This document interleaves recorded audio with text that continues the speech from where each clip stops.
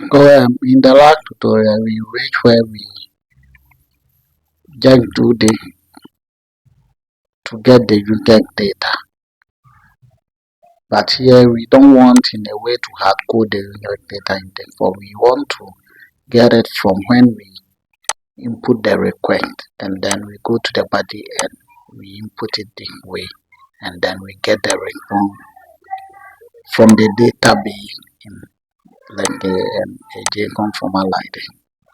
So how are we going to do that?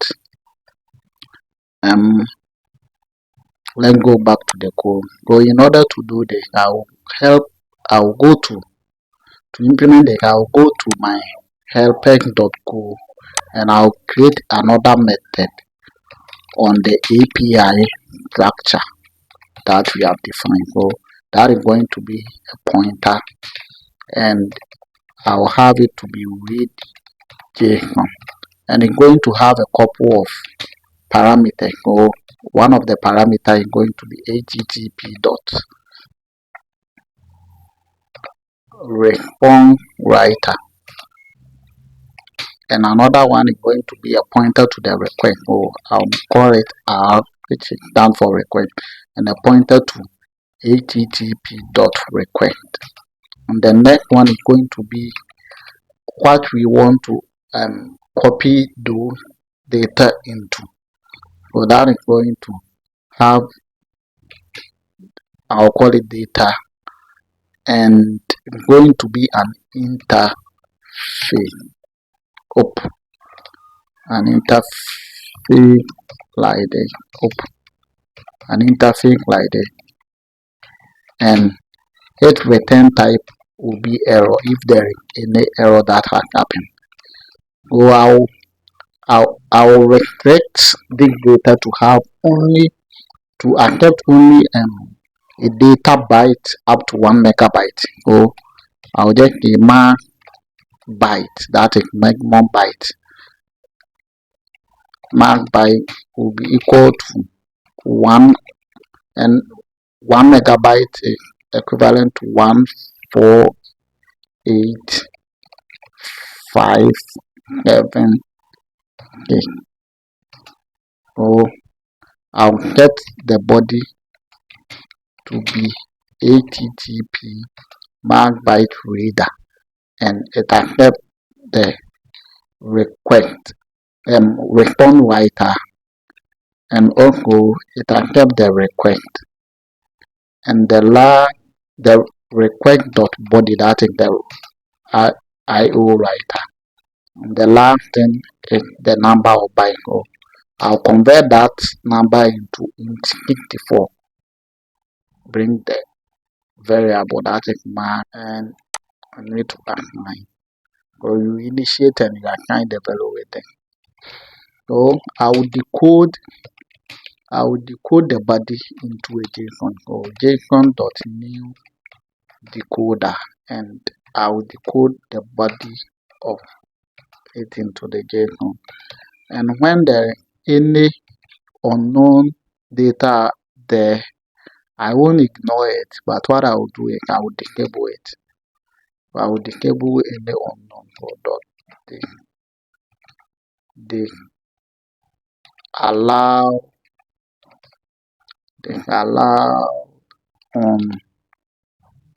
unknown field. Allow unknown field. Oh, sorry. To assign. So allow unknown field, and this is an error that is going to be the decoder.decode, and you decode that and put the data into the data variable that we are having, and we are going to check for the error. So if error is not equal to nil, if the error is not equal to nil, so we will check the error. If it's not equal to nil, then I'm going to assign some variable. I don't want to hard code them just right away into each. I'll have a variable which will have syntax error, and that is going to be assigned to the pointer of a JSON dot enter error like this, and I'll have another variable that is going to be on marshal type let me make it capital, go type error, and that is also going to be a pointer to the JSON dot on marshal type error, and another one is going to be the var, and that is going to be invalid on marshal type error, and let me bring this to the, and that is going to be also JSON dot invalid on marshal error. Let me make here error. Okay, with the next aspect, I'm going to make a which key, in which I'm going to have many keys. So if key the error that we get, so we use the comparison of error that it has, and we will check for the error, and we will check if it is the same as, and to access this pointer we use technical pointer, because we can't access it directly. We need to access it through the memory address, and to do that, what we do is we use this symbol to get it, and I will check for syntax error, and if it is syntax error, then what I'm going to do is I'm going to return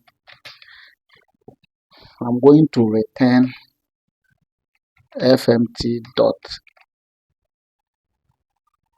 error format. So this is another type of error in which it output something to the console. So I'll just a body contain badly formed JSON at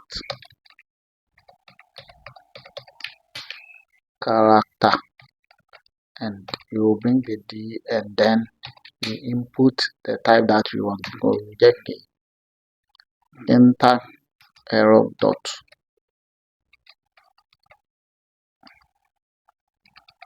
offset like this, and we will check for another key. So you get the if key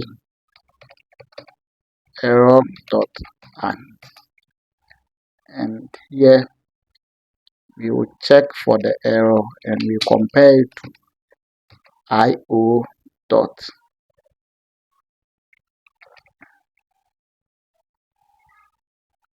error unexpected. Okay, and if this one, then we will just return error dot new, and we just a body contain badly formed JSON, and we will check another again if the error is error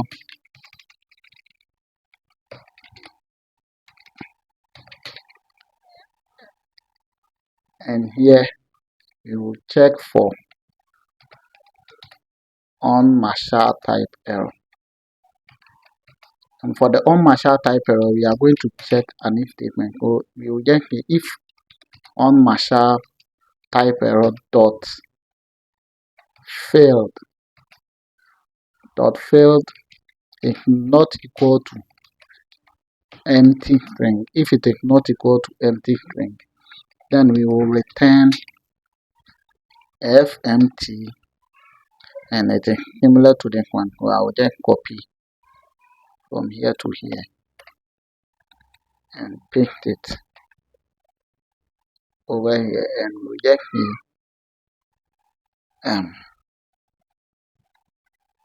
here we use queue, and then we will use on marshal type error, and you will use it failed. But the failed, and we get a body contains incorrect JSON type or incorrect JSON type for failed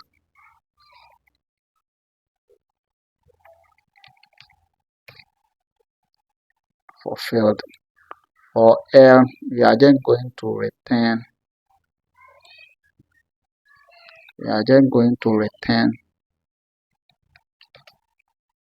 or just a return and output this one and add character T and on marshal of it like this, on marshal of it, and we will check for another key. For another key that we will consider if the error dot and over here we will check for error, and we will check for IO. Well, this one is not add, but just if that comparison, a total comparison from there. So what we will do is you will return error dot new, just a body marked not be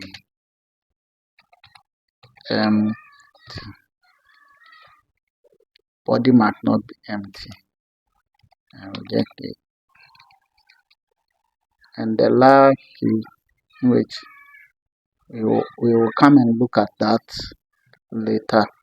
Let's have the last key that is going to be if the error dot act, and we compare the error to the invalid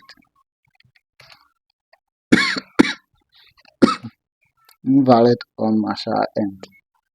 That we will just panic with the error format, and the default we will just return the error architecture. And if all of these are true, then if nothing happened over here, it means that we are good to go. So we can go ahead and decode, or we will use the decoder to decode everything into extract of key value paired array like this one.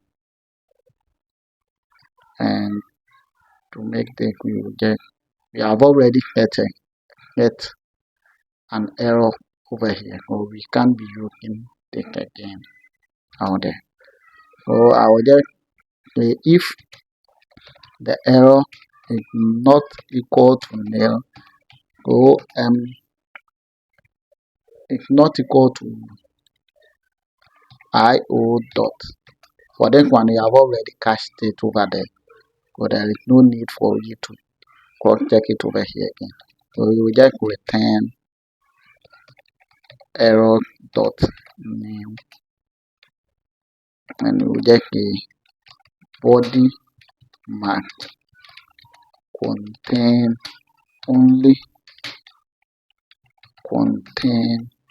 a single JSON value, and just return the ask keyword supposed to be rather. Okay, so this is our read JSON format. So what we will do is you go to our user and user. So now we are not going to accept the data in the form. I'm going to have a var a var keyword which is going to be, I'll call it input, meaning the input of data, and that is going to be of a type draft. And the variable that you need from the user guide to input in the body is the first name, which is going to be a string, and in its JSON format it's going to be called first name, and you have last name also, and that is also going to be string, and its JSON format is going to be last name, and you'll be having email, and that is also going to be a string, and its JSON format we are going to have an email, and password is also going to be string, and its JSON format we are going to have it to be password, like that one. So what we do is I'll just check for error, and let me copy this and bring this here. I will check for the error, and the error is going to be equal to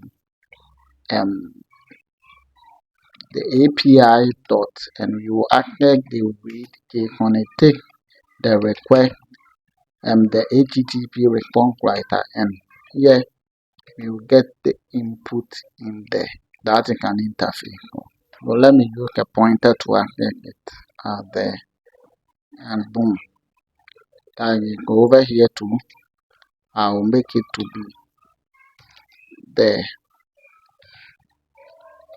input over here to also write the JSON back. So this is how everything is going to be done, and I don't need the data now. So if I save it, it's going to remove all the necessary info from it, and I can go ahead and run the code, go run, and I'll do the, so let it finish. So it's running, so we can go here now. We are accessing it, and you can see that I'm accessing it through the distance, the IP address of mine. I'm currently using a Windows system for Linux on the, so I'm using the IP address to get it. So if I execute, I'll be having this. Let me change this one to Samuel, and if I execute, you can see that I'm having Samuel over here. So that is how we will get the input from our JSON format. So thank you for watching. Subscribe, and we meet in the next tutorial in which we are going to discuss how we will define our model and everything from there, and then we find a way to validate the password.